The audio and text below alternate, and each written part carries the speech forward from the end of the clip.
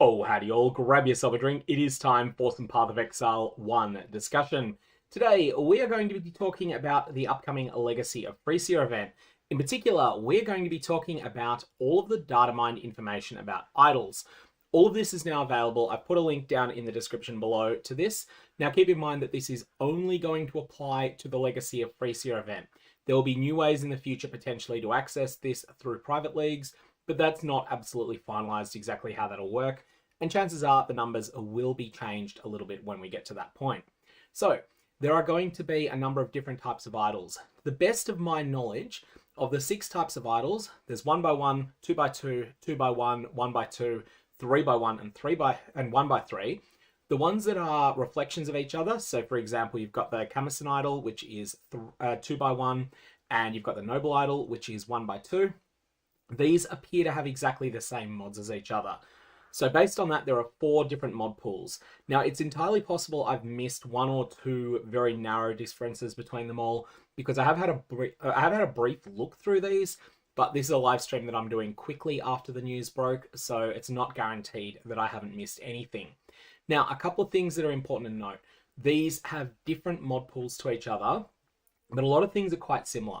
One of the core things I would say is that the prefixes that are present on each of the types of idols generally add new types of content, and the suffixes generally juice those content types up. Early on, you're going to have no agency over what idols you get. You're just going to use everything you get until you fill out all of your idol slots. That might take about 30 or 40 maps. We'll have to see exactly how long. Maybe I'm a bit wrong on that, but it'll take a little while to fill out all of those idol slots. After that, your next form of agency is going to be excluding the ones that just do nothing for your setup. So probably your first thing is going to be to exclude all the 1 mod magic idols and things like that. And then after that, you can then start to specialize. One very important thing to note as well is that you will be able, in this event, to recombinate idols. This is going to be absolutely game breaking unless grinding your games have put in massive, massive limitations as to how strong this will be. Recombination is going to be a literal item editor if you know exactly how it works. And if you don't know exactly how it works, I haven't already put it up in the description below, but I will try to remember to put a link to the major write-up that was done on recombinators some time ago. Basically, there is a huge, huge, huge amount of information that's present on how recombinators work. But what you really want to do is look for 1 mod items that have one of the mods you consider to be ideal. And then you just want to smash a few of those together, building up to 2 mod items. And then from there, you can start building up to larger amounts of mods on them. Now, it is worth noting that in most situations, the larger idols actually seem weaker. There are a couple of things that they can do that are unique. So for instance, the minor idols, the smallest ones, these seem to be really good on a bunch of things. You'll see this when we have a look at some of the things like abysses and heist details. They'll end up just being better for most things, but there are some things that you do want the larger ones for. In particular, probably the most important thing is that it is only the Camison idols and the Noble idols that are the ones that gate Shaper, Elder, and not actually Conqueror maps. Conqueror maps are available in other ones, but Shaper Guardian maps, Elder Guardian maps, and also Synthesis maps. Those come from the Camison idols and the Noble idols. These are going to be really, really important to get your hands on once you start pushing into upper red tier maps. At that point, I think if you can get your hands on a couple of Shaper ones, a couple of Elder ones, and none of these mods seem particularly rare, then you'll be able to start rolling on just producing a whole bunch of these Guardian maps, and that'll get you going really well. So let's take a look first at the minor idols. Like we said, these seem to be probably the best. This has come up already in chat that they just seem really point efficient because they only take up a quarter of the space of a Conqueror idol, and they have some really good mods on them. One thing that's important to note though is that we don't know the relative rarity of these 6 different types of idols. Maybe they're equal rarity, maybe grinding gear games have decided to make minor idols really rare because they're aware that they're so potentially good. You can, however, use Faustus to gamble for them. We don't know what the gold cost of that is going to be. Now, the first thing you'll notice as you have a look down this list, if we have a look here, this number, so we've got 3 numbers that are listed. The first one is the number of tiers. So here, we're just taking the example of your maps have 15 to 25% chance to contain an abyss. We have, the first one tells us there's only 1 tier. The second one tells us the highest tier kicks in at level 68. And the third one tells us the drop weight is 2,000 on this particular mod. So drop weight is just essentially the number of raffle tickets that this has when the game is drawing out which one is going to win. So for instance, red beasts in your maps have 40 to 60% increased chance to be from the deep. This is only a drop weight of 250. This means that this mod is going to be 8 times as rare, as your maps have 15 to 25% chance to contain an abyss. Broadly speaking, the ones that add content, those are not particularly rare. The ones that allow you to specialize in particular types of content, they do tend to be a bit rarer, but I don't think I've seen anything that is crazy rare. And the ones that we've got that are like 200, they aren't generally the most exciting types.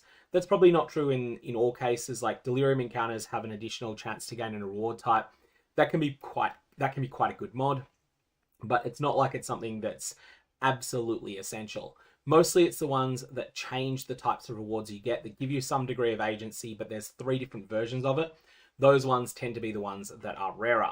You can see there's a lot of things down here, like Ultimatum rewards in your maps have 20 to 30% increased chance to be jewelry. This is a rare mod. No one's likely to want it, but it's a rare mod.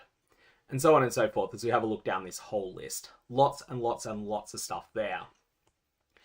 Okay, so one of the things that's just come up in chat actually is Chosen Crop has a percentage chance not to wilt. That is not available on a minor idol. I will check for that one. Also, Reopenable is the other one that I think is worth a look, and that is also not available here. Now, all of these content types that you can see here, there are 2 different mods you can get.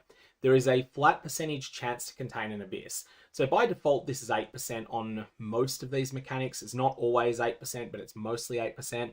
So if you don't have any of this stat, then picking up this first one is going to take you from 8% base chance to, let's say you get 17% on your abyss, goes from 8% to 25%. That's a big jump there. That's going to mean that you can pretty easily guarantee that you get an abyss in every single map that you do. The second one here, increased chance to contain an abyss, is a multiplier. So if your base chance is only 6% or 8% as it would be by default, and you get 100% increased chance to contain an abyss, that means you go from 8% up to 8% plus 100% of 8%, which is going to be 16%. Now my reading, if you had a 17% on this one and 100% on this one, and they can be on the same idol or on different ones, these are going to take you up to a base chance of 25%, and then this 100% increased chance is going to take you up to 50% chance to have an abyss. So ultimately, the more of each that you get, you want a balance of the 2 of the things. You don't necessarily want to get all the second type or all the first type. You want a balance between the 2, and that's going to be the best way overall. And that's the case with a lot of these. So ultimately, this is one of those things where Recombination is really going to shine. If you get something that's got increased chance to contain an abyss and no other prefix, and you get another idol that's got percentage chance, increased chance to contain an abyss, and no other useful mods on it, then you can recombinate these together. You get about 1 chance in 3 that they'll upgrade into something that's got both of those prefixes on it. So that seems to be the way that I would want to go there. People asking for the POEDB page. I think I have already linked that down in the description of this. So that is the Abyss information, the Elva information there. There's another way that you can get there. There's a chance to contain Elva. That's going to get really high. Rogue Exiles, it's pretty stingy on. And then we have Rogue Exile Bodyguards is something a little bit different. Map bosses have the ability to be accompanied by Rogue Exiles. Einhar, Beyond Demons. I don't think there is a second Beyond Demon option. It's just the flat chance to get them. And then there's Blight, Breaches. But then we've got the important ones here. Map bosses have X% chance to drop a Conqueror map. So that's on the minor idols. I don't think that's available anywhere else. And then the 1x2s have the percentage chance to give you a Shaper Guardian or an Elder Guardian there. And people asking in chat, what's the difference between a Rogue Exile and a Rogue Exile Bodyguard on a map boss? I believe the Bodyguards have a couple of extra abilities, and they're pretty nasty. I think that they have the ability to do some sort of war cry that's quite sketchy. I think that's the difference. I could be wrong on that though. So essentially, all the prefixes just grant you access to some sort of content. And you can get also in some cases, I think we might have a situation here with this, maps have X% chance to contain a shrine, X% chance to contain an additional shrine. It may be here that this works a little bit differently. My reading with the shrines one is that the first one gives you a percentage chance to get one guaranteed shrine, and if you got more than 100% of that, you're just going to get one shrine. And then the second one has chances to contain a second shrine in it. So that's why that's a bit more generous. So I think the second one is only if the map already contains a shrine. The exact wording though, I don't think this is used in the game as it stands. So that's something that could be a little bit unclear. Something I do think is really interesting though, you can get a tremendous amount of chance to get a smuggler's cache in maps. In fact, you get a 100% chance to get a smuggler's cache in every map. And there's also some ridiculous stuff laid out when we look at some of the other things in order to scale up your heists really, really high. Now, another thing that we've got that's worth pointing out on these small idols is that you've got all the things that relate to having map drops drop better. Tier 1 to 15 maps have a 5 to 10% chance to become one tier higher. This stat's pretty significant. You'll really notice the difference, especially once you start running a 4 Voidstone Atlas. And on top of that, there's also increased Scarab chance. This one's pretty stingy. 5 to 10, I mean 10% is really good, but 5 to 10% is not so great if you roll low.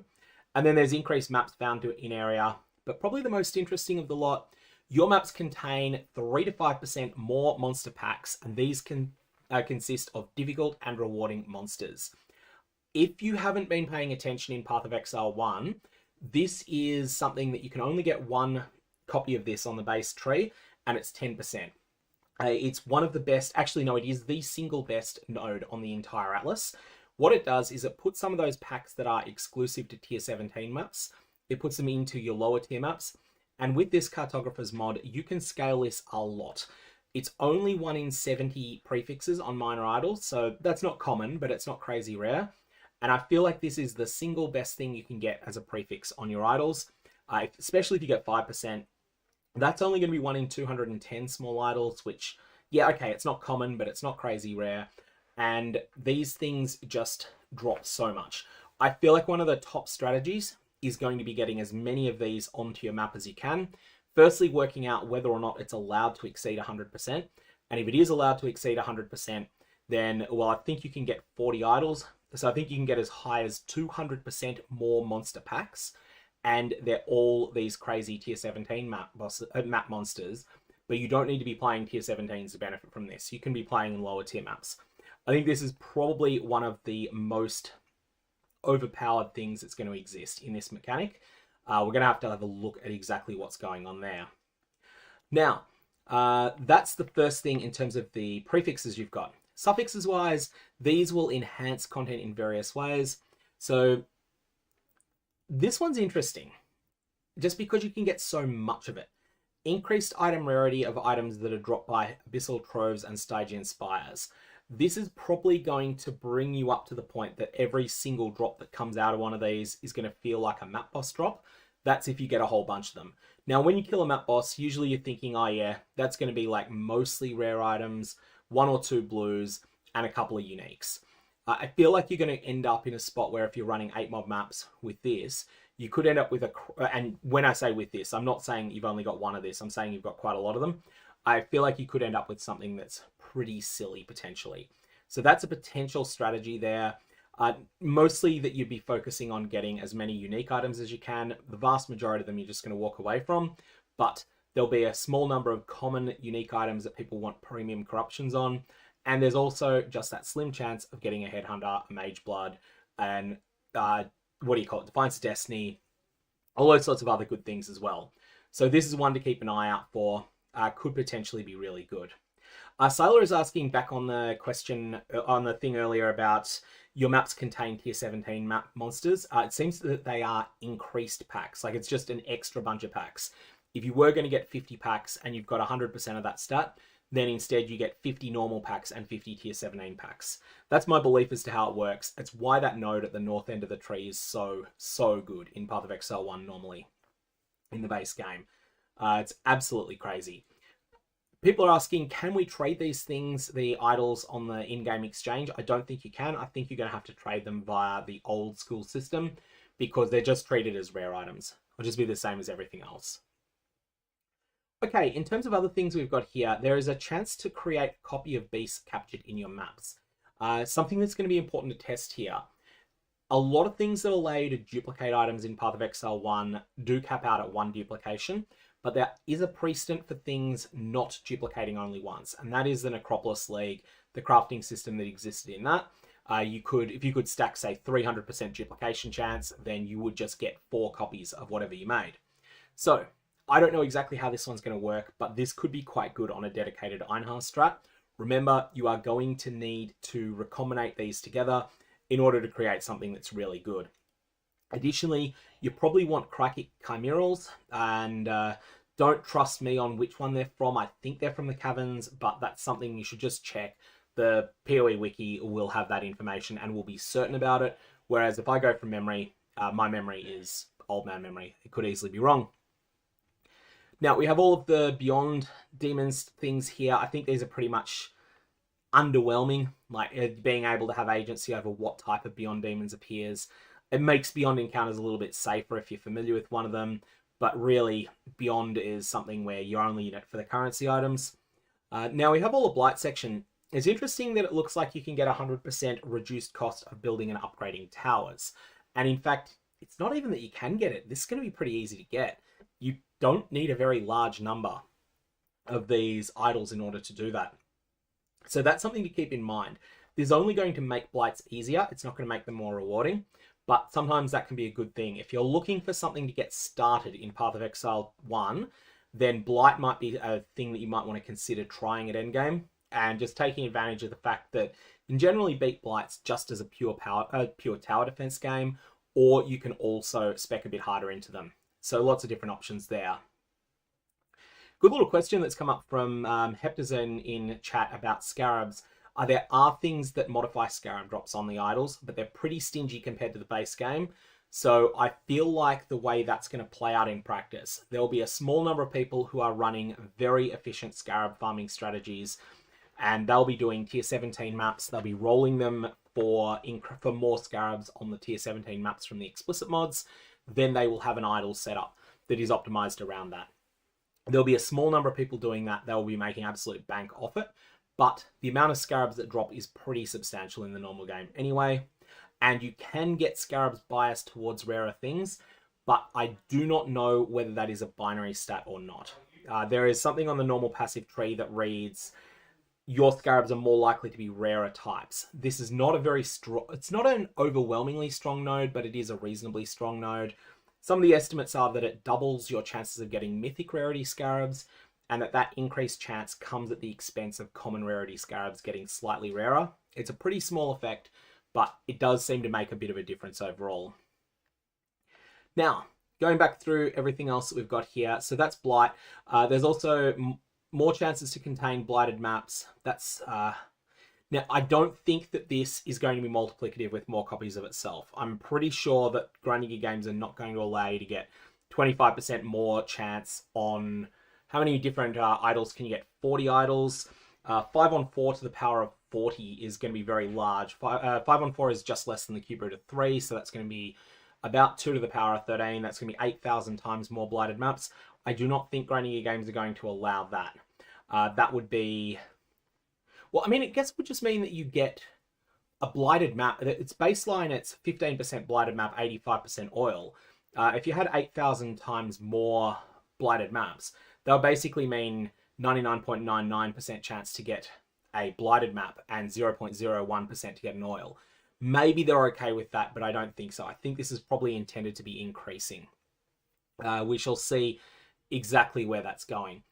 People pointing out in chat that they haven't seen a blueprint reveal mod. There is, it's just not on every size of idol. And that's something you'll notice. They have a different pool, depending upon which type you get, is going to, like, you'll have different amounts that you can get. You also cannot get 10 copies of the 9% chance to open strongboxes again. I believe that the structure of the tree is capped out at 9. There's 9 spots for it. There is a scarab that will give 15% of that stat, and that's going to get 96%. If you use that scarab, and that's going to be pretty ridiculous, but I do think you can only fit 9. There's 40 slots in total, but I think you can only get 3 in the leftmost 2 columns, 3 in the central columns, 3 in the rightmost column, and then that will leave 4 slots that you cannot fit a 2x2 in. Now, going back through everything else we've got here, all sorts of breach-related stuff here that doesn't really jump out at me all that much. Monster packs influenced by the Exarch in your maps have 4 to 6% increased pack size. These are going to be substantial because you can stack a lot of this stat. And that's the reason you would want it. It is increased pack size, so it's going to be linear with pack size that is rolled on your map. So keep that one in mind. It may not actually be the best strategy for farming Exarch stuff, but it will be a strategy that will be more accessible than some of the others. Delirium here seems on the more stingy side, I think. I guess, no, you can get increased Simulacrum Splinters. That's a pretty big deal. Increased reward progress is a big deal. So, okay, scrap that. Delirium is actually fine. Delirium's got quite a bit. Now, we have the Sulfite stuff. Nico stuff is fine. Like, Nico, you're not going to need any of the Nico minor idols. They're there if you want them, but there's plenty of Sulfite Scarabs if you want to specialize in Delve, so you should be fine. Shrines, however, look really interesting. Not so much for the small ones, but for the larger ones. We'll come to those later. 30 to 40% increased duration of shrine effects on players in your maps is nice. You can get quite a lot of this. You can end up with some really big numbers. And I do think that this might synergize well with the Daughter of Ashabi's 4-point shrine node. So that's something that's there. Now, someone's saying that they haven't seen map modifier effect. It is there. It's just not on the minor idols. And actually, map modifier effect is brokenly large in this. We'll get to that in a sec. I think it's on the 2x1s, or maybe it's the 3x1s. Whatever it's on, the numbers are ridiculously high on it. You can get much higher than we've seen before. Now, imprisoned monsters, so you've got all the essence shenanigans here. The essence stuff just seems fairly solid without being explosive. It's because the essence support that's on the classic tree is pretty good. One thing I want to remind people here, you might not know this, but in PathOfExile 1, essences are far, far, far superior if they are in tier 6 and above maps. It doesn't actually improve from 6 to 16, or if it improves, it's only very minor. But there is a huge breakpoint from tier 5 to tier 6. So if you are interested in running an essence-oriented strategy, then this looks like a good spot to do it, but be willing to do it in tier 6 maps. And, you can go higher if your character's powerful enough, but early on when you're farming your essences, definitely you want to be early. You want to be doing it earlier on. Now, something that someone's mentioned in chat is the shrine-related experience buff. That has changed. The Shrine Experience buff was removed in patch 3.25. It's been replaced by the Domination Scarab of Evolution, which does something different. It's reasonably cool. And there's also the Domination Scarab of Apparitions, which is just going to flood the market with Elder Slayer influence gear. But the old Domination Scarab of Teaching, I think it was called, that is no longer a thing in PathOfExile 1. We have Harbingers here, which I don't remember how much of an effect cooldown recovery has on them. I think it just speeds up the summoning a little bit, so quality of life stat. Oh, Expedition logbooks here. There's actually quite a big boost to them. And then we have all the harvest shenanigans here. This gives you a bunch of biasing of which types of crops you want. I believe you can set it up so that you absolutely only get yellow plants here. That's something that's not possible in the normal game. Additionally, you can also look into getting the crop rotation setup, which would be a different set of shenanigans. There, you would not want to have any of these small idols, but you'd want to do things differently as well. We also have a bunch of things related to heist here. Not so good on the small minor idols here. It's the other ones that have more support for blueprints. So Smuggler's Caches have increased chance to drop blueprints. That's a nice stat, especially because you can get quite a bit of it. I think that defaults to 10%. It might be 8% default that you get a blueprint from a Snuggle Cache. So you get a few of those increases, they're going to pump up the number.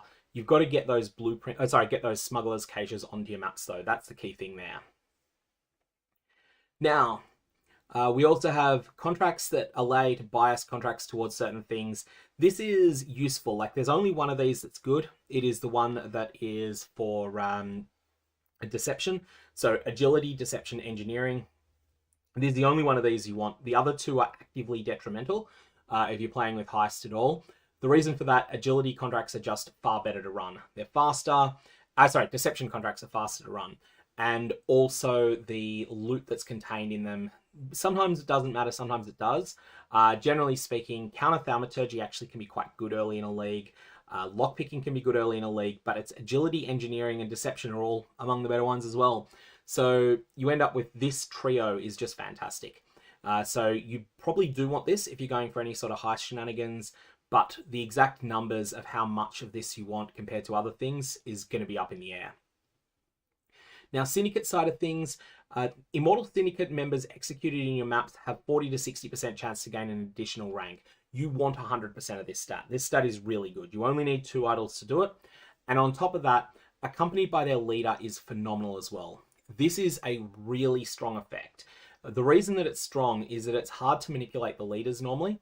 And so if you can really amp up the chance of them being accompanied by their leader, then that's going to give you a lot of agency over exactly how that works. The fact that this is listed as a more likely makes me worried that you could be able to just stack this to the point that you get basically 100% chance. And that would be, I mean, that's going to be fine. It's just going to mean that the whole feel of Betrayal will be very different if that's the case. And then after that, we've got the Legion Sergeants. We've got the Sergeants and Encounters here. More likely to include a General. More likely to include a General is actively bad usually.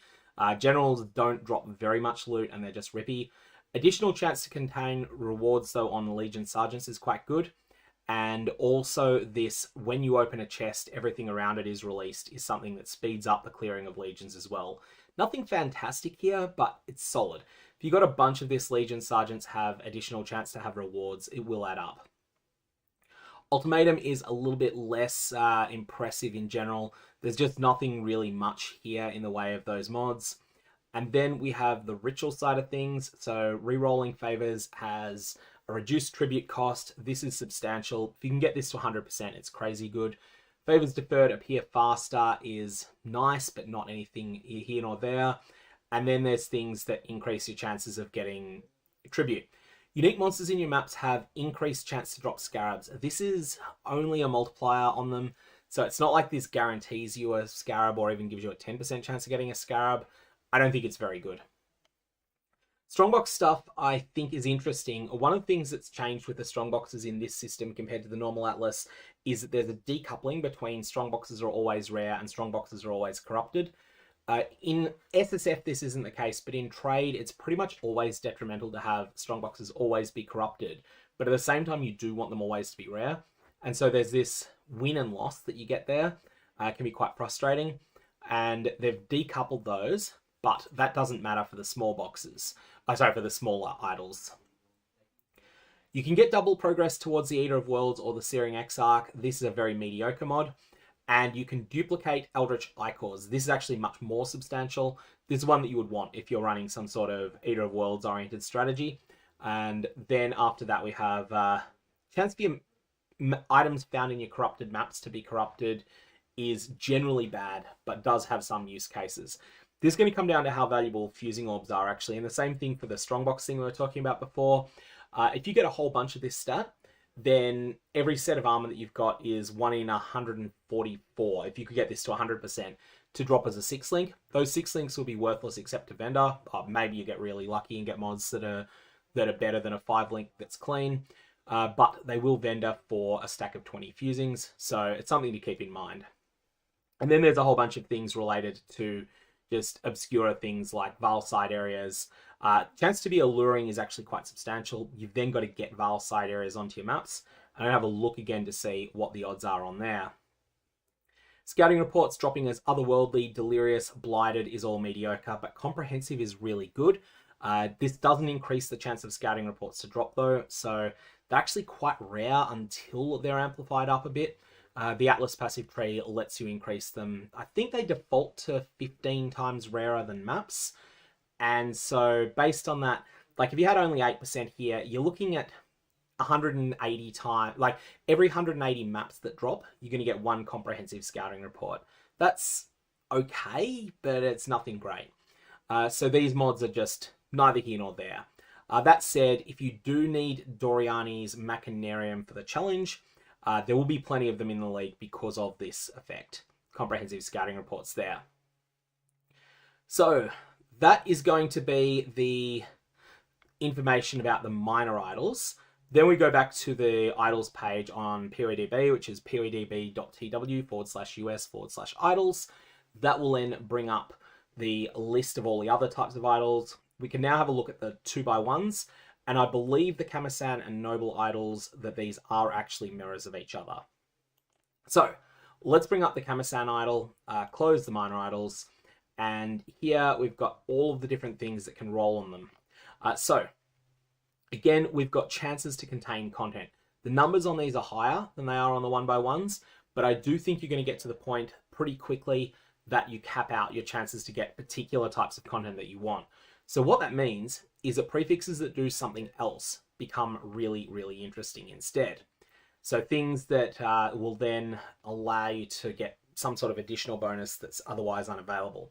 Also, if you're interested in running Beyond, Beyond numbers are really high here, and Beyond pairs very well with Abysses, pairs very well with Breach, but it does tend to require a pretty monstrously powerful character to do well, especially in conjunction with those mechanics, but it can be really good. All that out of the way. We'll have a look through here. We've got all of these things that just add types of content. Then we have these shrines. Again, numbers on these are better, but we've got the big ones. Final map boss in each area has 1.8 to 2.4% chance to drop a Shaper Guardian map. Now, this only applies in tier 14 maps. This is pretty good given that this is a 1000 drop weight, so it's not a rare mod. It's not super common. It does require level 78 content in order to drop. This is one of the highest. In fact, I think this is the highest of the tiers that's required. And that will then provide you with your Shaper Guardian maps, your Elder Guardian maps. Destructive Play is going to be harder to get because it comes from a unique idol in this. So there's a whole bunch of things there that you can get that are a whole bunch of chances that you can get there to amp up the sorts of numbers. Someone's got an interesting comment there. Obob in chat is saying that their speculation, I don't know, this could actually be right. Their speculation is that this mod here might be Ruthless only. Your maps have 144 to 180% increased chance to contain an Abyss, and outside the Ruthless game mode, 30 to 45% chance to contain an Abyss might be what exists. Now, the reason that Obob thinks that this might be the case, and again, I don't know whether they're right or whether they're not right, is that in the normal game mode, you have mods that are like this. They give a flat percentage chance to contain a particular type of content. But in the Ruthless game mode, there's a certain amount of content that's available in a map. So you might roll a map and then the game just when you open a map, it decides, all right, you're getting 2 pieces of content. And you've got mods like this that then bias you towards getting certain things. So my reading of this was that both of these are available in the base game and that they stack in a way that means that you kind of want to balance the two. But Obob could well be right, and it could be that one of them is only available if you're in the Ruthless game mode. Hey, Mr. Pericles, thank you for the super chat there. May your Valorbs have interesting results. So they could well be right on that. If that is the case, if Obob is correct with that, then that is going to mean that the chances of getting everything you want is actually going to increase as a result of that, because there'll be a whole lot of things that are removed from the pool if they're correct on that front. So that's something that we want to keep in mind. That means that any particular mod that you want that is only available in Ruthless is not going to spawn, and then, yeah, whatever you want is therefore going to have more chance of arriving.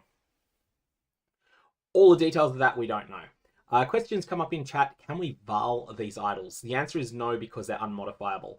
So the only way you can modify them is going to be through recombinating them. Recombinating is going to be kind of busted in this event. I think you'll be able to sculpt your idols exactly the way you want them. You can also 3-for-1 them, but recombination is going to be the primary thing you'll do. Now, going back through here, oh, and the other thing you can do, something I think people might not be aware of, if you get 3 magic idols, you can turn them in to get 1 magic idol back. But additionally, if you get 2 prefix-only magic idols and you recombinate them, there's about a 1 in 3 chance that they will become a rare idol. And even if this ends up being trash, you can then throw 3 rare idols that are created this way into the vendor recipe and get back an unidentified rare that might have 4 mods on it. So that's another thing to keep in mind. You will also get an idol of every 2nd map boss on average. And on top of that, Grinding Games have said they drop quite a bit. My expectation, and I could be wrong here, but my expectation is that one of them will drop for approximately every 5 scarabs. Now, going back through everything else that we've got here. So there's all these things that increase your chances of getting various content. And like we've said, there's various caveats on exactly how that's going to work. Your maps which contain breaches have a percentage chance to contain 2 additional breaches. And this is on the 2x1 and 1x2 idols. This is the sort of thing that if we get a few of, that's going to really, really add up. And we'll have to see exactly how all of these come together. We might be able to get some pretty crazy amounts of various types of content.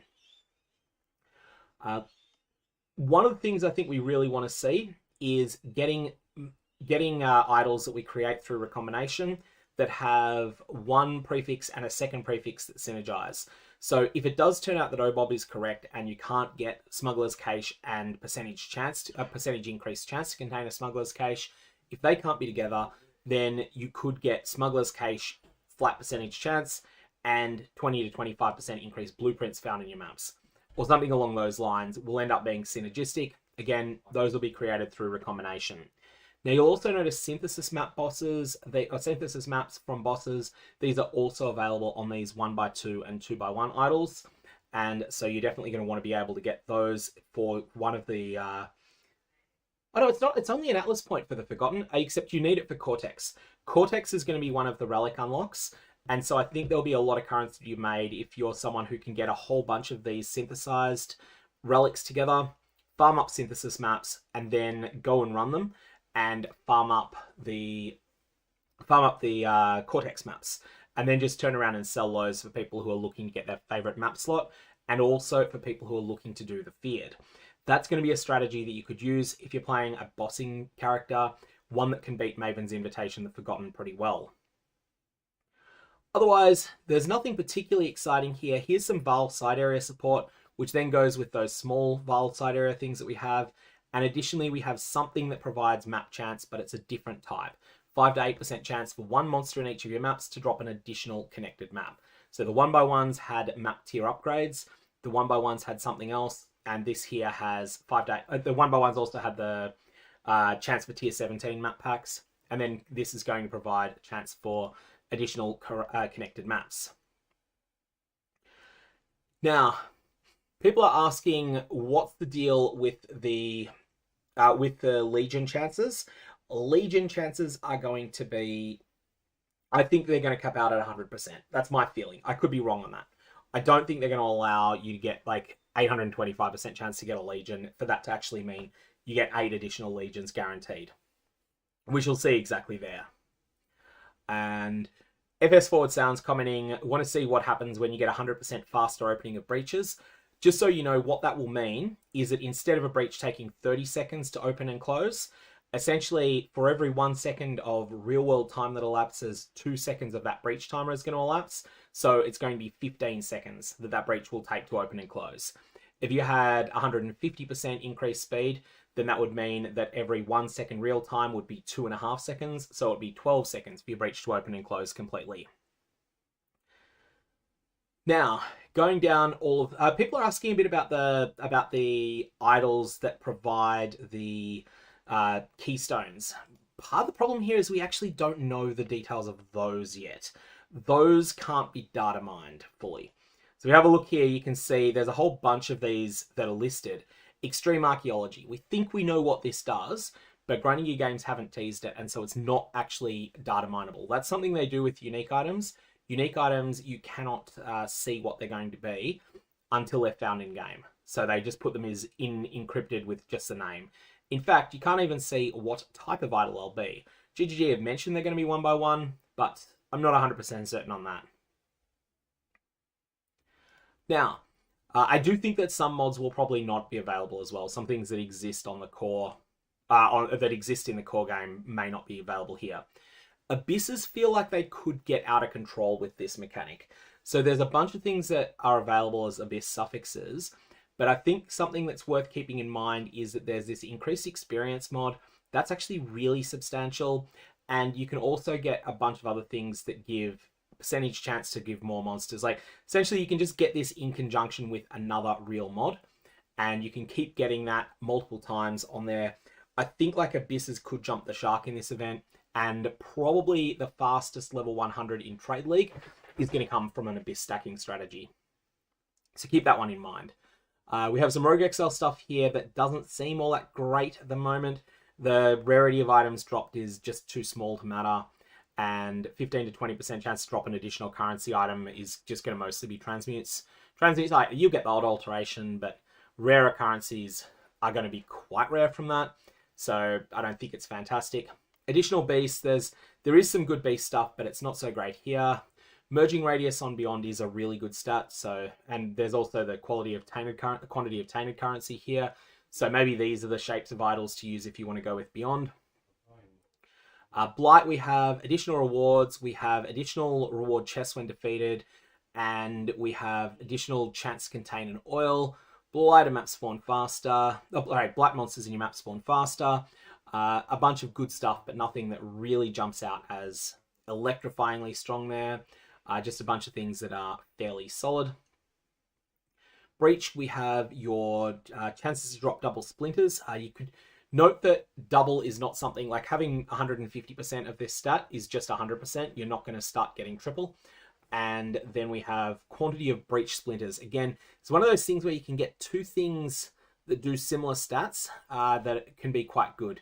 Actually, these don't really, this is breach bosses, so it's not going to be the same as breach hands. But I think some of these things are worth paying attention to as things that could potentially stack if you were to get the right combinations of them. Nothing really here, but maybe in conjunction with some of the larger idols. Breaches have a chance to belong to a particular thing. Chayula is the only one of these that's really good. Maybe Ulnatol, maybe, but probably Chayula is the only one of these that's beneficial. The others will be actively detrimental, in fact. Interestingly, though, the Chayula one is not unusually rare for these. They're all rare. All of these ones that let you bias content in certain ways are rare, but they're not crazy rare. It's not like it's rarer to get Chayula than it is to get Tull.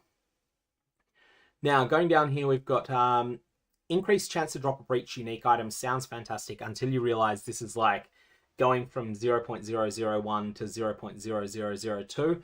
It's not a very big effect. One thing that I want to point out, though, this is considered a trash mod in the normal game, but I feel like we're in a world now where more people have their hearts set on specific Searing Exarch and Eater of Worlds influence modifiers. This is going to create a lot of busy work if you were to take on this, because this is then going to cause you to need to mouse over any Searing Exarch influenced or Eater of Worlds influenced items that drop. But Searing Exarch influenced gloves can be absolute gold. Eater of Worlds influenced helmets can be absolute gold. And so you definitely want to have those on your loot filter and at least look at them. What you don't want to bother looking at the chest pieces usually. A chest piece that's got the Searing Exarch mod for aura effect at bottom tier is not worthless, but it's not worth very much. Early on though, especially day one, I feel like gloves and helmets with this can be really, really good. So keep that in mind. Later on, people will not start with an item, will not start crafting on an item that's like that. They'll instead start crafting on something that's a bit rarer of a starting point, like they'll start with a fractured item, for instance, rather than starting with one of these. But early on, this can be really good just for getting started, especially if you get the Searing Exarch gloves. When I say Exarch gloves, there's a lot of them. There's Exarch gloves that are freeze proliferation, Exarch gloves for shock proliferation, Exarch gloves for +1 strike target, Exarch gloves for ignite proliferation. I think there's more than that too. Rage on hit. So many things there. Now it can only, Filter Blade can only show you that presence or absence of an implicit modifier of a particular type. It can't filter by what that actual mod is. So you are going to need to mouse over them if you do enable these on Filter Blade. Once more, my advice is Exarch gloves absolutely on. Eater of Worlds helmets absolutely on. Chest pieces no, because you're going to make your first early endgame chest is going to start with either Dapper Prodigy divination cards or with, what's the other divination card? Chains that Bind. You're going to start with one of those.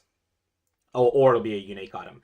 But if you're using a rare, you're not going to start with something that's just got the right Searing Exarch implicit on it. You might use it for a little while if you got the unconditional aura effect, but it's not fantastic. So yeah, keep that one in mind. It's got some uses to it. Now, monster packs influenced by Conquerors in your maps have 8 to 12% increased pack size. This is a pretty high number. It's why I think it's quite interesting. You can get a lot. a lot of these if you want to specialize in doing Elder Slayers rotations. And after that, we're going to keep going down to the... Keep going down. Oh, someone's asking, how many things can you fit into the UI for this? That's a good question. Let me just bring up... I think I'm on the wrong... Sorry, I'm just going to bring the right... Combine these two together so that you can see what I'm talking about here. So, yes, you can only fit 4 idols in at the start. However, you can remove these 12. You remove... not these... This is only 8 here. I think it's these 8, and I think there's 4 more that are bricked at the start. I believe you remove those by doing the things that are necessary in order to unlock favorite maps.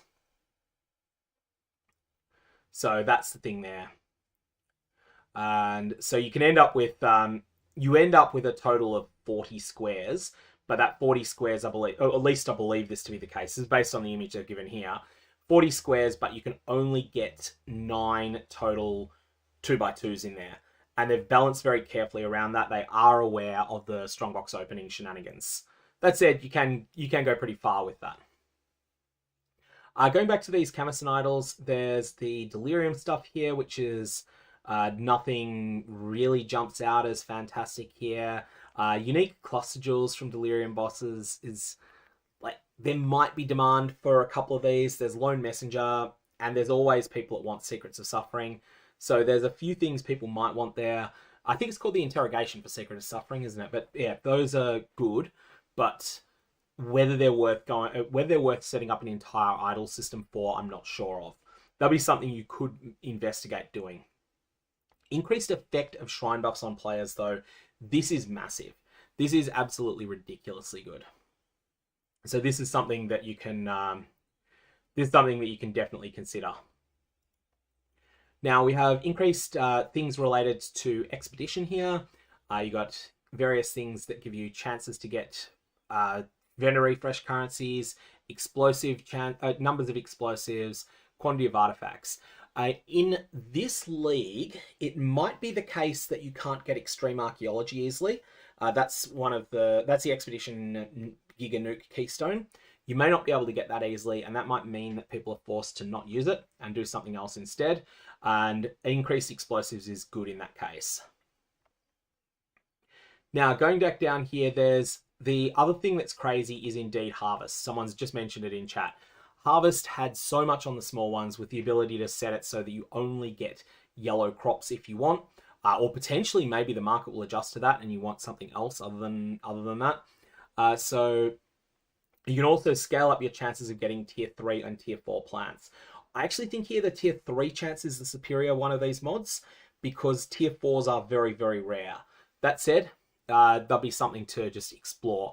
And ultimately, you'd love to get both of them as well. Heist contracts have an increased chance to be a specific level. Level 3 is beneficial. 4 and 5 are actually actively detrimental. They increase the number of small chests that exist, but they also decrease the options for the number of rogues that can attempt the heists. And because of Gianna being the best of them, you actually only want the level 3 one of these. So 4 and 5 actively bad. I would love it to have this stat with 2, honestly. Heist contracts found in your maps are more likely to require level 2 jobs would be something I would want. As someone that does do a bit of heist. Your maps that contain smuggle caches have an increased chance to contain an additional smuggler's cache. This is a really good stat. And I think if you're running any sort of heist shenanigans, your 2x1s, you probably want to recombinate into level 3 and +1 snuggle cache there. That feels like it's going to be the best option. Just going through here on the Legion side of things, what do we got here? More just good stuff on Legion, but nothing really strong. Yeah, Legion monsters in your maps have 10 to 15% increased pack size is good, and I guess, yeah, that's probably actually the powerhouse, but that's not going to add more sergeants, it's not going to add more generals, and not really going to add that much more loot. It's going to make it so that your damage propagation throughout the pack will be better, and so that may end up being better. Ultimatum encounters only requiring you to survive have reduced duration. You can't fit 20 of these, but you can fit 19. So that could be a funny little strategy there. Probably not worth it though, because then you're not going to be able to bias towards getting the right types of them. And after that, we have scarabs dropped in your maps are X% more likely to be particular types. So cartography and essence scarabs tend to be very, very good early on. Cartography will stay good all of the event. Titanic scarabs will pick up over time. Ambush will be good, but not on day one. They're like day 2 and on. And domination scarabs are always good, but they also tend to be pretty cheap. So based on that, essence scarabs really good. That comes online at level 68. But something I want to point out with this is that actually a lot of scarabs are drop restricted level 73 plus. So a lot of the scarabs you care about, you're not going to get until you're in yellow maps. And still more scarabs are drop restricted 78 plus. So a lot of these things actually, especially the cartography scarabs, that becomes much better once you're doing red maps. And at that point, actually, I wouldn't mind having a bunch of this stat. This, I feel like, is one of the better things on the entire setup. Cartography scarabs chance. I feel like the best idols that I can think of recombinating for here, assuming you just want to go really basic, have 1 or 2 of the Shaper, Elder, or Synthesis Guardian maps as a prefix, have cartography scarabs biased, and then have one other thing that just fits with whatever your plan is as a suffix. I feel like that's a pretty solid strategy there. And that could potentially be a way to go there. Okay, so that's the 2x1s. We're going to jump to the 3x1s and the 1x3s now. Again, I believe that whilst these are mirrors of each other, I think they do have the same mods. Again, there is that comment that was made by Bob earlier that it is entirely possible that the second line for Abyss here is only for Ruthless, and the first line is only for base game. We cannot verify this at the moment. We'll be able to find that out once we get in game, because none of these will exist in the base game and people will have them in Ruthless instead. Once that happens, which will be something we'll know probably, maybe not quite this time tomorrow, maybe a little bit later. That'll be when you get there. And now, someone's mentioning something about safe houses. I'll have a look into that in a sec. So again, we have all these things that increase your chances of just getting content, access to content, and we also have things that are like your maps which contain breaches have X% chance to contain 3 additional breaches. So things like that are particularly worth keeping in mind. There's something that you can continue scaling after you get 100% chance to have a breach. Maps contain an additional shrine. That just seems unconditional. That's really strong. And then I assume the 15 to 25% is Ruthless only. Your maps contain an additional Imprison monster. A really big deal. And then we have Harbingers. We have Harbingers before. And looking through more Smuggler's Caches. No other Smuggler's Cache related things. Trials of Ascendancy are interesting here. I want to see if there's anything that gives a chance to get the special Trials of Ascendancy, the upgraded versions, because those are something that most of the time, not many people want them, but the people that want them really do badly want them. And whilst I believe they can drop in the end of the labyrinth, I have never actually seen it myself. I've never seen an enriched labyrinth token drop from the level 75 lab. That said, I haven't farmed 75 lab in any serious way. Now, the big deal here, though, explicit modifiers on your maps. You get 8 to 12%. You can get also, where is it? There's, oh, hang on, maybe it's the other tier, the other type that's got it. So there is another, that must be on the 2x2 idols that have the ones that give you a higher percentage. But 12% increase effective explicit modifiers on your maps. This can scale up really, really high. Really, really, really high. This is also where you get your Curac missions from. This is going to be quite frustrating, not having Curac missions deterministically early on. It's going to be quite irritating. And again, I think this is probably the Ruthless version here. So thank you to Obob for pointing out that Ruthless ones are likely to be in here as well. Now, going back through all of the Abyss side of things, we've got chance to spawn all monsters at least magic is a pretty big deal. And Abyss cracks and pits are separate to each other for that, though, which is a bit frustrating. So really, that's only half the benefit that you'd otherwise get. And then we have increased chance to lead to a Depths or a Spire.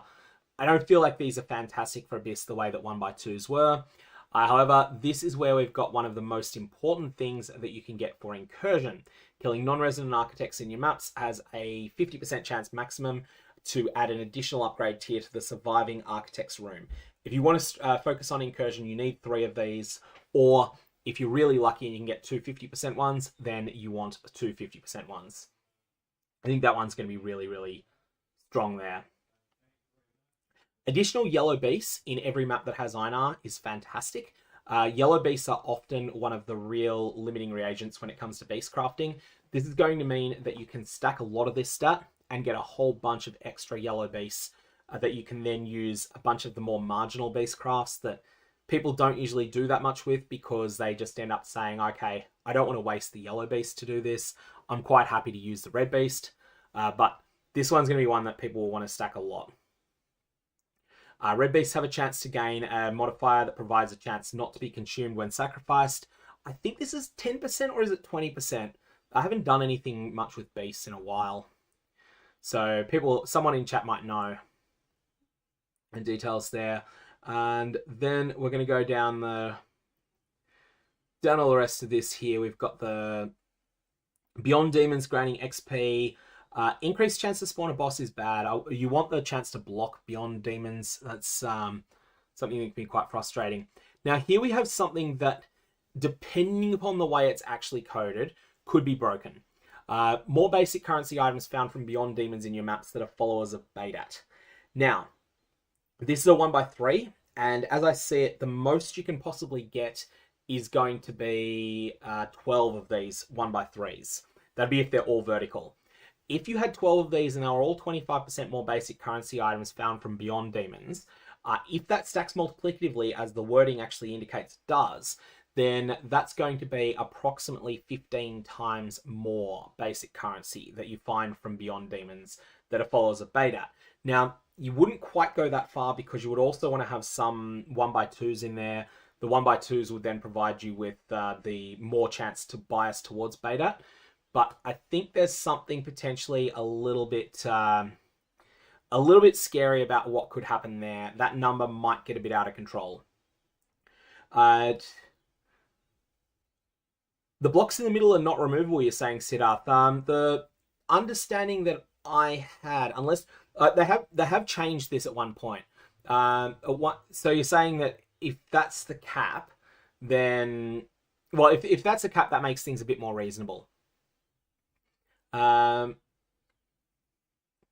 FAQ has said 32 spots max now. All right, they've changed their mind on that at some point. That would clarify things a fair bit. If 32 is indeed the limit, and that was just early wrong information that was posted earlier, that you could get 40, then that's going to be something a bit more. Oh, okay, thank you for that. Thank you for the clarification there. Yeah, no, I do recall that now. That it's just the first thing that they said was that you could get as many as 40 slots.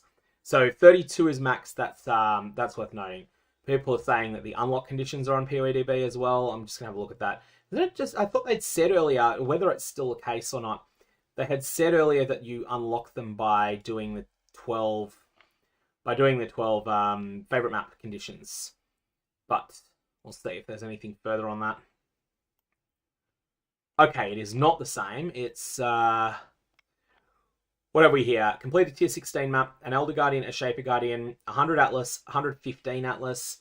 Complete the Call to Arms quest, and I don't know what the Call to Arms quest is going to be.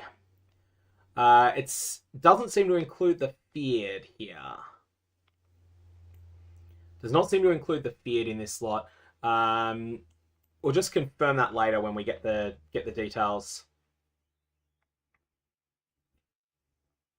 Oh, I see what you mean. Yeah, these are the X and Y coordinates. Yep. All right. So based on that, I will accept that it is definitely the case that the old information was wrong. The big H can't be removed. Call to Arms is just the first map completion. You say, okay, that would make sense. That would then unlock a whole bunch of them. So that means that you get a whole bunch of them unlocked immediately. Then you start getting more of them as you unlock more of the Atlas.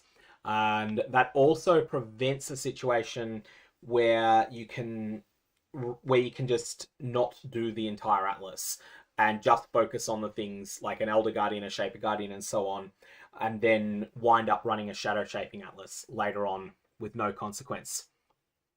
There is going to be a consequence because you're going to want to unlock this 100, 115, the 20, the 60, and so on. Okay, that's good to know. All right, back to the idols that we had here. We've got oils found in your maps have a percentage chance to be 1 tier higher. I don't think that stacks beyond 100%. That's my reading of that. It would be really nuts if it did. Breach stones dropped by breach bosses in your maps have a chance to be flawless is a complete bait stat. This sounds really good. You can get a fair bit of it. Like it seems like now you can get 8 of these totemic idols. So that's a fair amount, 40% chance. The thing is that it's so rare to get a breach boss in your maps that then drops a breach stone. They mostly drop splinters. Breaches in your map open and close 6 to 10% faster probably in Ruthless, 20 to 30 in... Oh, hang on, 20 to 30% slower is the alternative. So they're 2 different versions of the same mod. Yeah, okay, so you can go faster if your character's powerful enough, or you can go slower. I like the agency they give here. If you can get 1 or 2 of these early on, you can engage in Breach a bit earlier than people can get. And we got here the chance to get a Zesh Dueler, monster density, chance to spawn a Searing Exarch altar when the Searing Exarch's influence first appears. This is something, if you're running an Exarch strategy, you want 2 of these. It's just a free altar. Guaranteed instant altar when you first encounter the Searing Exarch. That's fantastic. And with the way that altars can tend to cascade a bit, that ends up being really, really strong. Also, when you tap the altar, you get a bunch of extra packs as well, which then, if you're really lucky, they can drop an additional one as well. It is a good point, actually, people in chat are making that with the breach stones dropping as flawless, you can actually stack the chance of getting a breach boss. So maybe I am underestimating that. Maybe you can go 2 suffix mods that have both of those. Breach's chance to contain a boss, so you can get the chance to contain a boss really high.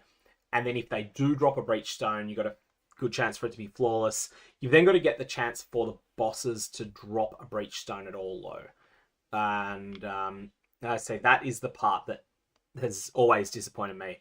I guess when they do drop a flawless stone, it is quite a big upgrade. So maybe it ends up being all right. A bunch of things there that give Delirium boosts. I feel like Delirium, ever since Delirium Scarab of Delusions was added, people don't usually like that much, but I feel like it's really underrated. The one that guarantees you access to Delirious maps whenever you want them. As long as that's available for basically free, I feel like Delirium layers are the way to go, rather than Delirium Mirror. Monster packs influenced by Shaper and Elder can be scaled up. That's pretty substantial. In terms of pack size, again, it's like the Conqueror ones. You can get really high numbers there. And chances for expeditions to be led by specific NPCs is good. Do we have Danig, though? Yeah, we do. Danig is just stingier. So Danig and Rog. I feel like if you were to get a single one that is recombinated, can you get... Yeah, you can get... They're not in the same mod group as each other. You could conceivably recombinate those 2 together. That's going to be pretty solid. Harvest monsters drop increased quantity of life force. This is just fantastic. So much for harvest in this. There is just so crazy much for harvest. Chance for the unchosen crop not to wilt is ridiculous in conjunction with the thing that... what's it called? Crop rotation. Crop rotation, you can take crop rotation without any biasing, and then this is just going to allow you to really gigascale up your harvest. What you would do is you would pick the color you want the most. Let's say it's yellow, and then you'd run all of the blues and all of the reds first, and then after you've done that, you then run all of the yellows. You can get the unchosen crop chance very close to 100% with this. So that's going to be really, really strong. And yes, you can get 50% more of this stat with Horn Scarab of Awakening, but that is a Mythic Rarity Scarab. So it's also the most chase of the Mythic Rarity Scarabs as well. So I feel like that's going to be in pretty small amounts. Yeah, you're going to get a lot of craziness happening with Harvest in this event. Smuggler's Caches have a whole bunch of additional stats that you can get here as well. Heist here. You got the more rogue markers for each Smuggler's Cache opened in the area. Again, this appears to be a more multiplier, but I don't think it's all that good. It's like it's okay. It's a reasonably good stat, but it's just hard to get multiple rogue markers onto a single... multiple... what do you call it? Heist Snuggle Caches onto the same map.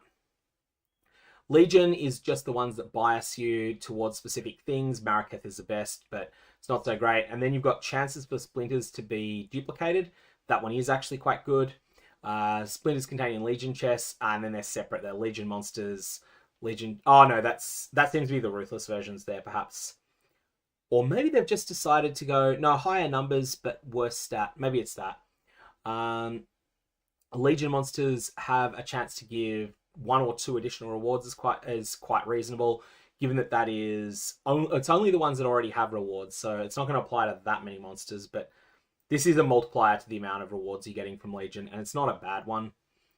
And you can get Fortune Favors the Brave. You can specialize in that and get some real payoffs for it. So some cool stuff that's there. And then we're going to go through all of the rest of it. Is there anything else that jumps out? Inscribed Ultimatums, you can bias towards certain things. I feel like this is not high enough. You would probably bias towards unique items because Inscribed Ultimatums only bias towards higher tier stuff. Maybe it's currency. I'd have to check. I'd have to try both of those out, but I haven't run enough Ultimatum to be sure on that. Now, deferring rituals, you've got rituals spawn faster is really nice. More tribute is useful. Deferring ritual costs reduced tribute. You can definitely get this to 100% reduced. And then we have this final map boss has a chance to drop additional scarab. And looking to see if there's any... So that scarab production there is pretty substantial, actually. Final map boss percentage chance to drop an additional scarab is not bad. If you're doing a map rushing approach, you get that really high. I figure it's going to cap at 100% though. Strongbox stuff is duplicated, nothing particularly special there. Again, we got this thing with the Eater of Worlds influence and Shaper and Searing Exarch influence we were talking about before. That's reasonably good. Increased chance to find Eater of Worlds altars in your maps is amazing. This is absolutely fantastic. This is one that you would want to stack. And like I could see some use to the last two, but really it's the Eater of Worlds one. And the Searing Exarch and Eater of Worlds have a lot here for them. So lots of good stuff there. Okay, so that's the 3x1s. After this, we now have the last ones, which are the 2x2s, the Conqueror Idols. Have a quick look at those now. And here again, we suspect, I think you are right, Obob, that the first of these is base game, the second one is Ruthless. But we have some interesting additional things here. Chance to contain an abyss per 2% increased pack size. This is worse than the one that you've got up here in general, but it's probably still the case that this allows you to get multiple copies of them in there. So that's why you're getting these percentage chance to contain multiple Rogue Exiles. This is giving the 2x2s are giving you the chance to get juicier versions of existing content on prefixes as well. 1 to 2% chance to contain 10 additional breaches, given you've already got one. So you could potentially stack a few of those together. Now, maps found in your maps have 3 to 5% chance to have layers of Delirium. I don't like this stat here that much because you can get 100% of it for a Scarab.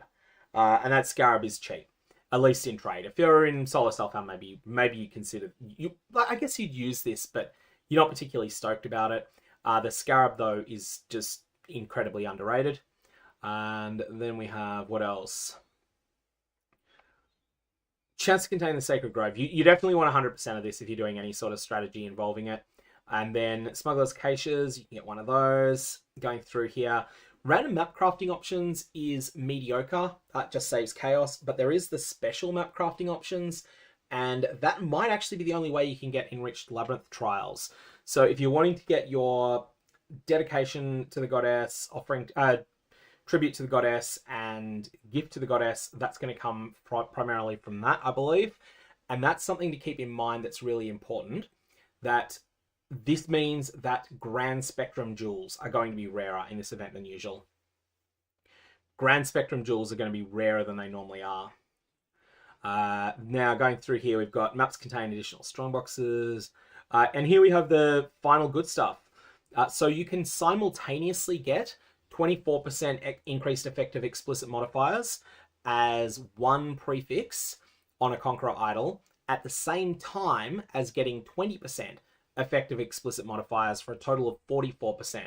This is going to be a sort of level of craziness there that is maybe not quite the same as existed in the Affliction League, but it's kind of the next closest thing, I think. That one feels like it's pretty crazy. So looking at 44% there as just your prefixes, and you can pretty deterministically make this too. These are not super rare. With Recombination, you can definitely get those if you want them. So yeah, that's going to really remind you of Back to Basics if you played in 323. Maybe not quite go as high as Back to Basics did, but it's also more reliable and it doesn't brick other content either. So yeah, pretty crazy.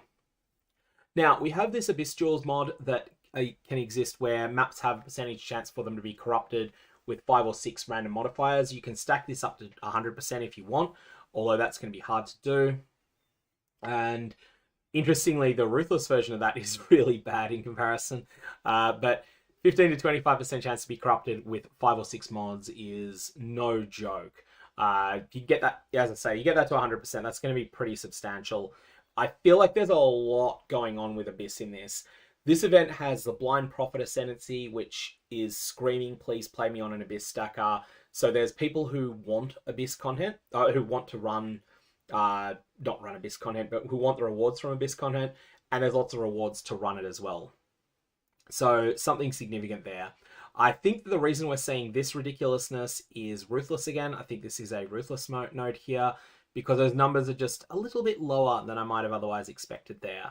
Although it does say 3 to 5 per myriad.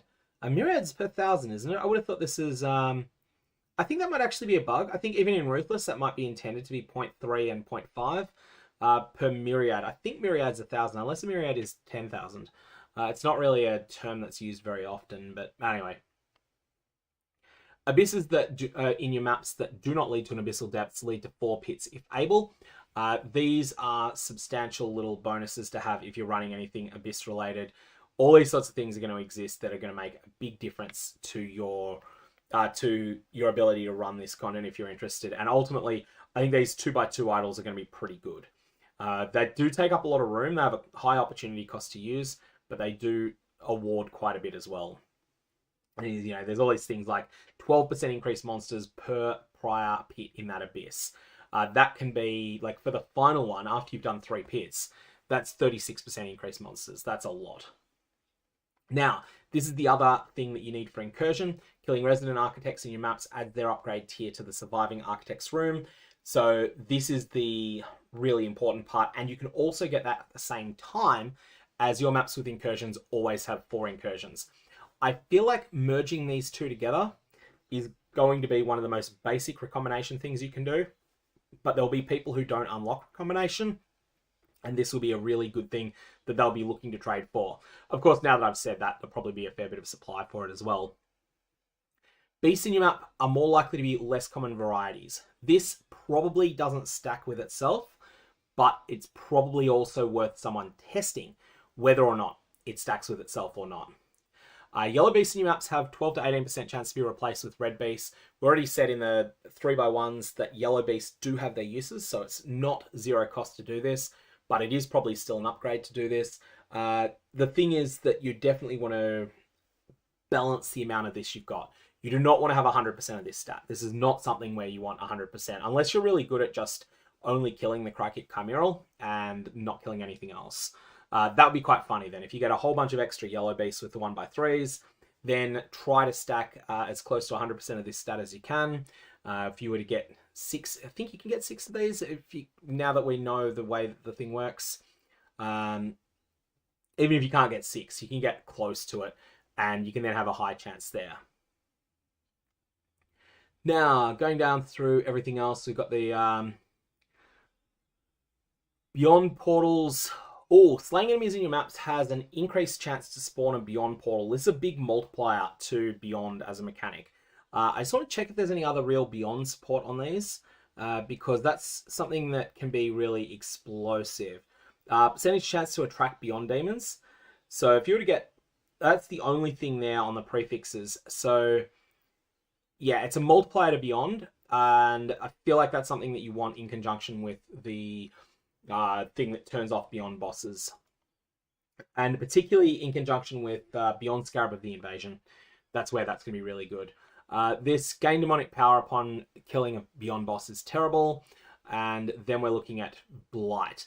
Blight has here varieties of items containing Blight chests are lucky. That's a solid stat. It's not a huge amount of it, but it's a solid stat. Percentage chance to be openable again is a really busted stat. This is one of those things that has escalating returns. The more of this stat you can get, the better it becomes. Let's just bring up the layout again. So we can get 1, 2... it looks like you can only get 4 of these, so that's fundamentally fair. If you can only get 4 of these, then that's 40% chance to be openable again. I think you can get more of that stat, but it's not a very large amount.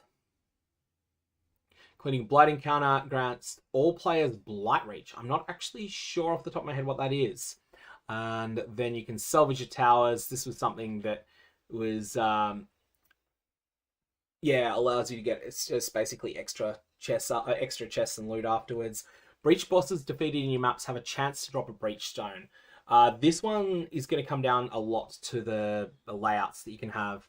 So let's just have another quick look at this layout. If you go 1, 2, and get a 3, 3. As I said, you can get 4 of the 3x1s and 4 of the 2x2s at the same time. That may actually end up meaning that there is a strong use case for the Breach bosses having a chance to drop a Flawless Breach Stone. So you can scale onto this. I think this was the one that was... This is 3x1, wasn't it? Yeah, 3x1. You can get... Where were we with breaches? Breach bosses have a chance to be flawless and more chance to have a boss. So you could go try and merge these two together with the Recombinator until you get something that's good, that's got both the stats together. 4 copies of this, so you can get... Let's just take the limiting factor. You go 20% chance to be flawless, 180% increased chance to contain a boss. If the base chance to contain a boss is 10%, I'm not sure it is, then you're looking at 28% chance to contain a boss, 20% chance if it drops a Breach Stone for that to be flawless, and then this is going to be 20% chance to drop a Breach Stone at all. And you can get all of the extra things that give you Breach chance from this as well. So, like, yes, you're going to get... Yeah, that's going to work. That's going to work there.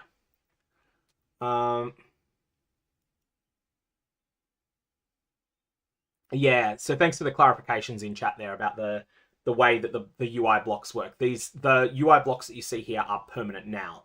This is a change from the way this was originally teased. You cannot remove these 8 in the middle. They're just locked in. And that's the clarification. That is definitely looking right. Now, we have a bunch of things that relate to Delirium here that I'm not impressed with. Delirious unique monsters have a chance to drop a Deli Orb or a Cluster Jewel. Numbers on that are too small. Sulfite Intoxication and various sulfite-related things, not that impressed. Shrines in your map are guarded by at least 1 magic pack and grant an additional random shrine effect. I believe this should stack with itself. I think this could allow it to be so that you tap 1 shrine, you get 5 shrine effects. If I'm right about that, that's assuming you got 4 of this stat. If I'm right about that, that could be pretty ridiculous. I could also be wrong about that, though. It might not stack with itself. And what else have we got here? Currency shard dropped by Harbingers in your maps. I'm assuming this is a 5% chance per 1 copy of this that you've got. Whether it stacks with itself or not, I don't know. I believe it's... Is it 5%? No, it's not 5%. It's lower than 5% normally. Whatever the case, it's not a very good mod, but it's not a terrible mod, but it's not amazing. You can get as much as 60% chance for your blueprints to be fully unveiled, though. This is actually a pretty big deal, especially because you can also get 15% chance for increased chance to contain blueprints for each previous smuggler's cache opened in the map. I think there is definitely something to be done with Heist here. If you're doing a speed tier 16 map farming strat, which is exactly what I'm going to be doing, then there's a lot to be done with Heist, like getting fully unveiled blueprints and getting them to be, like, your caches to be more likely to drop them. That feels like it's a really strong combination. Here's this Labyrinth Trials thing. I thought it might have existed. I wasn't sure. It does. Labyrinth Trials can be upgraded, so there is a way to get those things if you want them. Going down everything else here, looking if there's anything else that sings to me. Maps with Ritual Altars always have 4.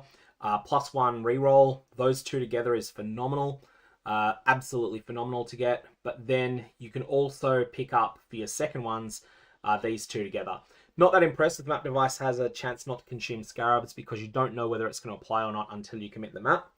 And Scarabs found in your maps are more likely to be less common varieties. This is a stat. We don't know whether this stacks with itself or not, but in the general game, it roughly doubles your chances of getting the mythic rarity Scarabs at the expense of some of the most common ones. Unfortunately, the most common ones include a lot of the best ones. Classic Ambush Scarab, Classic Essence Scarab, they're the ones that have their chances nerfed in order to give you more calcifications. So, yeah. Strongboxes, as we mentioned, there's decoupling between At Least Rare, which is a good mod, and Corrupted, which is probably a bad mod. And you also can get At Least Rare and 9% chance to be openable again. You get 4 of that for 36, plus 15 off the Scarab, 51%. That's perfectly balanced. And that's basically the end of what we've got there. So 51% is the limit on what you can do there. Okay. So, what do I feel is the best stuff here? Firstly, let's start with the general purpose mapping. Camison Idols, and so the 2x1s, you really want to get the Shaper and Elder Guardian maps here. These are going to be really important, especially with how much Indigon's been hyped. So that's absolutely essential to get there. And if you can get these, you can also potentially get lucky and get Destructive Play, but we don't know how rare Destructive Play is going to be. That, I think, is the best good stuff node that's not reliant upon everything else being good. Additionally, those can come with Cartography Scarab chance and Essence Scarab chance, which would be probably my dream 2x1 setup for general just good stuff. So more likely to be Carto Scarabs. What I really want to know is how this stat stacks with itself. If it is the case that you can stack a bunch of these together and they're actually more likely. So if you could get, say, let's say you had 8 of these and they all said 80% more likely. So, actually, no, let's go with a smaller number. Let's go with 5 so I can do the numbers in my head. That would be 9 on 5 to the power of 8. Oh, sorry, 9 on 5 to the power of 5. 9 to the power of 5 is 59049. 5 to the 5 is 31525. So you're looking at basically 19 times as likely to get a Cartography Scarab if you have 5 of these 80% more likely effects. That can be scaled up further. You could have 10 of these Camison Idols. If you had 10 of these Camison Idols, then you're starting to look like it's getting even more crazy. You're like 361 times as likely to get a Cartography Scarab as any other Scarab of equal rarity. So that means that all of your common Scarabs pretty much will be Carto. What is it? It's Carto of the Multitude is... Carto of Corruption is mythic. Is rare. Carto of the Multitude, I think, is uncommon, but I have to check that. And Carto of Escalation, I think, is common. I could be slightly wrong on those, but basically, you'd find that most of the Scarabs you got would be Cartography Scarabs if you had even 6 or 7 of this, if they are actually more. So I don't think they're likely to be I don't think they're intended to be multiplicative with themselves. But the wording of it is multiplicative at the moment. So we've got to find that one out. That's something that could be broken, that could be brokenly good, or it could just be that we're misreading it. Otherwise, I think that the shenanigans around Heist on Conqueror Idols are really, really strong. Like, that's actually looking fantastic. And on the 3x1 idols, we had other stuff. Oh, and there is definitely a breach setup that would work as well. And there's like, I think that every single... Oh yeah, and incursion looks really good as well, in terms of things that stand out. So that's my thoughts, having had somewhat of a first look on live stream with you all there. I guess I probably actually need to get going in a sec. I've got some IRL commitments on fairly shortly, and I've got to get myself all the way to the CBD in Melbourne, which is always fun. Catch up with some people. But tomorrow morning, my time, and today, for a lot of you, we're going to be getting started on Legacy of Phrecia.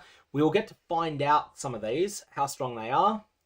Otherwise, if people are looking for some information on potential builds, I put a link down in the description below to a brainstorming build brainstorming discussion thread that I made.